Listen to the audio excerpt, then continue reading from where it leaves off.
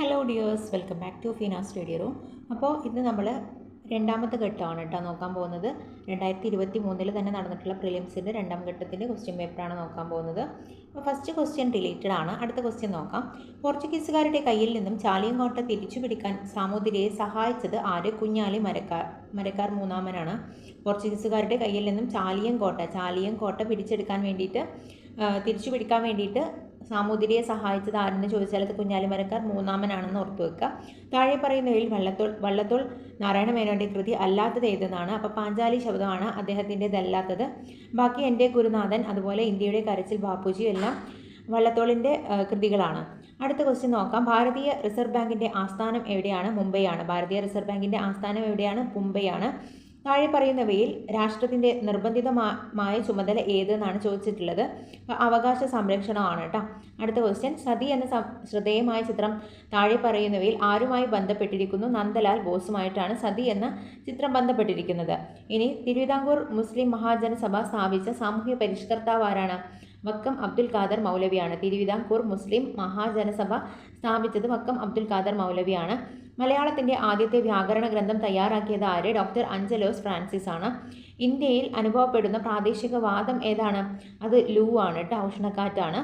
അടുത്തത്, മാരക രോഗമായിട്ടുള്ള നിപ്പക്ക് കാരണം എന്താണ്? വൈറസ് ആണ് കേട്ടോ. വൈറസാണ് മാരക രോഗമായിട്ടുള്ള നിപ്പ വൈറസ് എന്നാണ് തന്നെയാണല്ലോ പറയുന്നത്. വേഗം കിട്ടും. ഇനി ഇന്ത്യയുടെ അതിർത്തി ശരിയായിട്ട് ക്രമപ്പെടുത്തുക എന്നാണ് പറഞ്ഞിട്ടുള്ളത്. അതിൽ ബി ഓപ്ഷനാണ് കറക്റ്റ് ആയിട്ടുള്ളത്.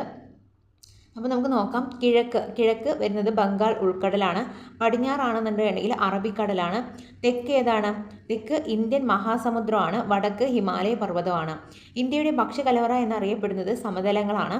ഇന്ത്യയുടെ ഏറ്റവും വലിയ പീഠഭൂമി ഏതാണ്? അത് ഡെക്കാൻ പീഠഭൂമിയാണ്.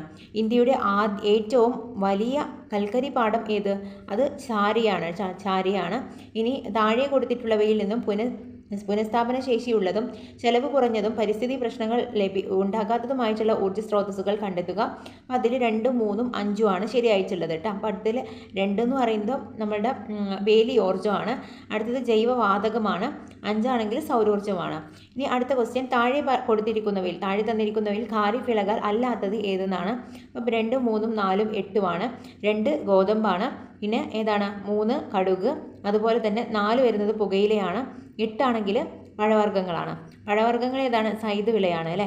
ഇനി യൂണിവേഴ്സൽ ഫൈബർ എന്നറിയപ്പെടുന്നത് പരുത്തിയാണ്. കരിമ്പ് കൃഷിയുമായി ബന്ധമില്ലാത്ത പ്രസ്താവന ഏതെന്നാണ് ചോദിച്ചിട്ടുള്ളത്. കരിമ്പ് ഉൽപ്പാദനത്തിൽ ഇന്ത്യക്ക് 1ാം സ്ഥാനമാണുള്ളത്. അതൊരു തെറ്റായ പ്രസ്താവനയാണ്. ഇനി സമത്വ സമാജം എന്ന പ്രസ്ഥാനം സ്ഥാപിച്ചത് ആരാണ്? വൈകുണ്ഠസ്വാമികളാണ്. ചന്ദ്രയാൻ 3 വിക്ഷേപിച്ചത് എന്ന്? 2023 ജൂലൈ 14. സ്വത്തവകാശം മൗലികാവകാശങ്ങളുടെ പട്ടികയിൽ നിന്നും നീക്കം ചെയ്ത ഭരണഘടനാ ഭേദഗതി ഏതാണ്? അത് 44ാം ഭേദഗതിയാണ്. മൗലിക കടമകൾ ഇന്ത്യൻ ഭരണഘടനയിൽ ഉൾപ്പെടുത്തിയ ഭരണഘടനാ ഭേദഗതിയാണ് 42. ദേശീയ മനുഷ്യാവകാശ കമ്മീഷന്റെ പ്രഥമ ചെയർമാനാണ് രംഗനാഥ് മിശ്ര. ദേശീയ പതാകയുടെ രൂപകൽപ്പന ഭരണഘടനാ നിർമ്മാണ സഭ അംഗീകരിച്ചത് എന്നാണ് ചോദിച്ചാൽ 22 ജൂലൈ 1947. ഇനി അടുത്ത ക്വസ്റ്റ്യൻ ഡിലീറ്റഡ് ആണ്. അടുത്ത ക്വസ്റ്റ്യൻ നോക്കാം. ദേശീയ ചിഹ്നത്തിൽ രേഖപ്പെടുത്തിയിരിക്കുന്ന വാക്യം ഏതാണ്? സത്യമേവ ജയതയാണ്. ഇന്ത്യയുടെ ദേശീയ പൈതൃക മൃഗമാണ് ആന. കേന്ദ്ര വിവരാവകാശ കമ്മീഷൻ രൂപീകരിച്ച വർഷം 2005. ഇന്ത്യൻ ഭരണഘടനയുടെ ഏതു ഭാഗത്താണ് മൗലിക കടമകളെക്കുറിച്ച് പ്രതിപാദിക്കുന്നത്? Part 4A. ഇനി റിട്ടുകൾ പുറപ്പെടുവിക്കുന്നതിന് ഹൈക്കോടതികൾക്ക് അംഗീകാരം നൽകുന്ന ഭരണഘടനാ അനുച്ഛേദമാണ് 226. INA രൂപീകരിച്ചത് ആരായിരുന്നു? സുഭാഷ് ചന്ദ്രബോസ്. ഇന്ത്യൻ വർത്തമാന പത്രങ്ങളെ നിയന്ത്രിക്കാൻ വേണ്ടി പ്രാദേശിക ഭാഷാപത്ര നിയമം നടപ്പിലാക്കിയത് ലിട്ടൺ പ്രഭുവാണ്. ലിട്ടൺ ആണ് കേട്ടോ, ലിട്ടൺ. അപ്പം ലിറ്ററേച്ചർ എന്നൊക്കെ പറയുമ്പോൾ ലീ വെച്ചിട്ടാണല്ലോ. അപ്പോൾ ലിട്ടൺ പ്രഭു ഉണ്ട്, ലിട്ടൺ ആണെന്ന് ഓർത്തു വെക്കാം. ഇനി വിധവകൾക്ക് വിദ്യാഭ്യാസം നൽകുന്നതിനായിട്ട് പണ്ഡിത രമാബായി ബോംബെയിൽ സ്ഥാപിച്ച സ്ഥാപനം ഏതായിരുന്നു? അത് ശാരദാ സദനാണ്. ഇന്ത്യയുടെ അഭിമാന സ്ഥാപനമായിട്ടുള്ള ISRO രൂപീകൃതമായ വർഷം 1969. ഇന്ത്യൻ ഭരണഘടനാ നിർമ്മാണ സഭയുടെ അധ്യക്ഷൻ ആരായിരുന്നു? ഡോക്ടർ രാജേന്ദ്ര പ്രസാദ്. നമ്മുടെ ദേശീയ ഗീതമായിട്ടുള്ള വന്ദേ മാതരം എടുത്തത് ഏത് കൃതിയിൽ നിന്നാണ്? ആനന്ദമഠത്തിൽ നിന്നാണ്. ആരുടെ ജന്മദിനമാണ് നവംബർ 11 ദേശീയ വിദ്യാഭ്യാസ ദിനമായിട്ട് ആചരിക്കുന്നത്? മൗലാന അബ്ദുൽ കലാം ആസാദ്. അടുത്തത്, സംസ്ഥാന പുനഃസംഘടനാ കമ്മീഷന്റെ ഭാഗമല്ലാത്തത് ഏത്? VP മേനോൻ. ഇനി അടുത്തത്, ഇന്ത്യയിലെ ദാരിദ്ര്യത്തിൻ്റെയും പട്ടിണിയുടെയും കാരണങ്ങളെ ചോർച്ചാ സിദ്ധാന്തം ആയിട്ട് ആവിഷ്കരിച്ചത് ആര്? ദാദാഭായ് നവറോജി. കപ്പലോട്ടിയ തമിഴൻ എന്ന പേരിൽ അറിയപ്പെടുന്നത് VO ചിദംബരപിള്ള. കേരളത്തിൻ്റെ ഏറ്റവും വലിയ ജില്ലയാണ് ഇടുക്കി. മികച്ച നടനുള്ള ദേശീയ പുരസ്കാരം ലഭിച്ച ആദ്യ മലയാള നടനാണ് PJ ആൻ്റണി. ഏഷ്യാഡിൽ സ്വർണം നേടിയ ആദ്യ മലയാളി വനിതയാണ് MD വത്സമ്മ. പാത്രക്കടവ് വള്ളച്ചാട്ടം ഏത് നദിയുടെ ഭാഗമാണ്? കുന്തിപ്പുഴ. വയനാട് ജില്ലയിലെ സ്ഥിതി ചെയ്യുന്ന എടക്കൽ ഗുഹകൾ ഏത് കാലഘട്ടത്തിൻ്റെ അവശേഷിപ്പുകളാണ്? നവീന ശിലായുഗം. ഇതെല്ലാം SCERT ആണ് കേട്ടോ. ഇനി അടുത്തത്, ഏറ്റവും കൂടുതൽ കണ്ടൽക്കാടുകളുള്ള ജില്ല ഏതാണ്? കണ്ണൂരാണ്. സൈലന്റ് വാലി ദേശീയോദ്യാനമായി പ്രഖ്യാപിക്കപ്പെട്ട വർഷം ഏതെന്നാണ് ചോദിച്ചിട്ടുള്ളത്? 1984. ബാണാസുര സാഗർ സ്ഥിതി ചെയ്യുന്നത് ഏത് ജില്ലയിലാണ്? വയനാടിലാണ്. കേരളത്തെ ആദ്യത്തെ കാറ്റാടി വൈദ്യുത നിലയം ഏത്? കഞ്ചിക്കോട് കാറ്റാടിപ്പാടം. കേരളത്തിൻ്റെ ഏറ്റവും വലിയ റെയിൽവേ സ്റ്റേഷൻ ഏതാണ്? ഷൊർണൂരാണ്. ബ്രിട്ടീഷ് ഭരണത്തോടുള്ള എതിർപ്പ് വെണ്ണീച്ച ഭരണം എന്ന പ്രയോഗത്തിലൂടെ പ്രകടിപ്പിച്ചത് വൈകുണ്ഠ സ്വാമികളാണ്.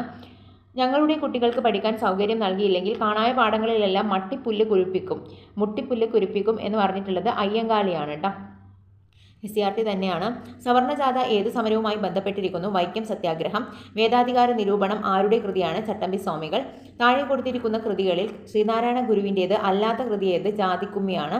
അടുത്ത ക്വസ്റ്റ്യൻ, പ്രൈമറി വിദ്യാഭ്യാസം സൗജന്യമാക്കി ഉത്തരവ് പുറപ്പെടുവിച്ച തിരുവിതാംകൂർ ഭരണാധികാരി ആര്? ഗൗരി പാർവതി ബായിയാണ്. പഴശ്ശിരാജാവിൻ്റെ ജീവിതം ഇതിവൃത്തമാക്കിയ നോവൽ ആണ് കേരള സിംഹം. ഇത് രചിച്ചത് സർദാർ KM പണിക്കരാണ്.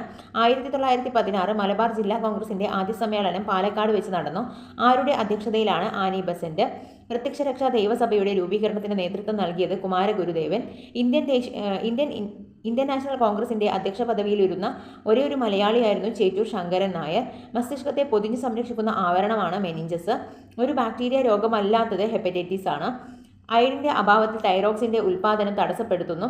തൈറോക്സിൻ ഉൽപ്പാദനത്തിനുള്ള ഒരു ശ്രമം എന്ന നിലയിൽ തൈറോയ്ഡ് ഗ്രന്ഥി അമിതമായി വളരുന്നു. ഈ അവസ്ഥയാണ് ഗോയിറ്റർ. കൈക്കുഴ, കാൽക്കുഴ എന്നീ ശരീരഭാഗങ്ങളിൽ കാണപ്പെടുന്ന അസ്ഥി സന്ധി തെന്നി നീങ്ങുന്ന സന്ധിയാണ്. കേരള ശിശുമാതൃ മരണ നിരക്കുകൾ കുറയുന്നതിൻ്റെ ഭാഗമായി നവജാത ശിശുക്കളിൽ നടത്തി വരുന്ന കോംപ്രിഹെൻസീവ് ന്യൂബോൺ സ്ക്രീനിംഗ് പ്രോഗ്രാം ഏത് പേരിലാണ് അറിയപ്പെടുന്നത്? ശലഭം പദ്ധതി. പാരിസ്ഥിതിക ആരോഗ്യ പ്രശ്നങ്ങൾ പ്രതിപാദിക്കുന്ന റേച്ചൽ കൾസന്റെ പുസ്തകം ഏത്? നിശബ്ദ വസന്തം. സൈലന്റ് വാലിയുടെ ഒഴുകുന്ന പുഴ ഏതാണ്? കുന്തിപ്പുഴയാണ്. കേന്ദ്ര തോട്ടവിള ഗവേഷണ കേന്ദ്രം സ്ഥിതി ചെയ്യുന്നത് കാസർഗോഡാണ്. 2021 ലോക പരിസ്ഥിതി ദിനത്തിൻ്റെ മുദ്രാവാക്യം ഏത്? പരിസ്ഥിതി പുനഃസ്ഥാപനം.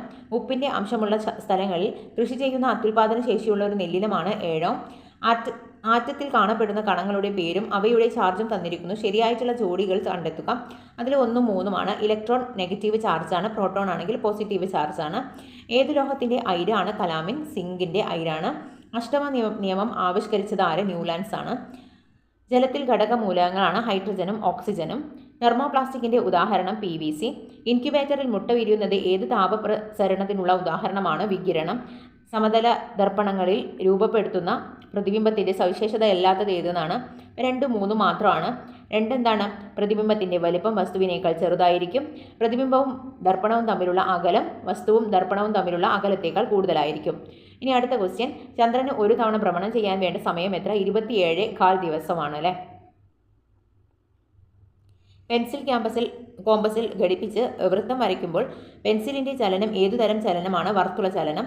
ഏറ്റവും കൂടുതൽ ഊർജ്ജമുള്ള വെള്ളത്തിൻ്റെ അവസ്ഥ ഏതാണ്? നീരാവി. അടുത്തത് ഇനി വരുന്നത് നമ്മുടെ മാത്സ് ക്വസ്റ്റ്യൻസ് ആണ്. അപ്പോൾ നിങ്ങൾ എല്ലാ ക്വസ്റ്റ്യൻസും ജസ്റ്റ് ഒന്ന് ചെയ്ത് നോക്കുക, എന്നിട്ട് ആൻസർ വരുന്നുണ്ടോ എന്നൊന്ന് ചെക്ക് ചെയ്ത് നോക്കുക കേട്ടോ. അപ്പം ഇത്രയുമാണ് രണ്ടാമത്തെ ഒരു ഘട്ടത്തിൽ നടന്നിട്ടുള്ള ക്വസ്റ്റ്യൻസ് ആൻസറും. അപ്പം നന്നായിട്ട് പഠിക്കുക. Thank you all. സബ്സ്ക്രൈബ് ചെയ്യാതെ കാണുന്ന ആരെങ്കിലും ഉണ്ടെങ്കിൽ പ്ലീസ് ഒന്ന് സബ്സ്ക്രൈബ് ചെയ്ത് സപ്പോർട്ട് ചെയ്യുക.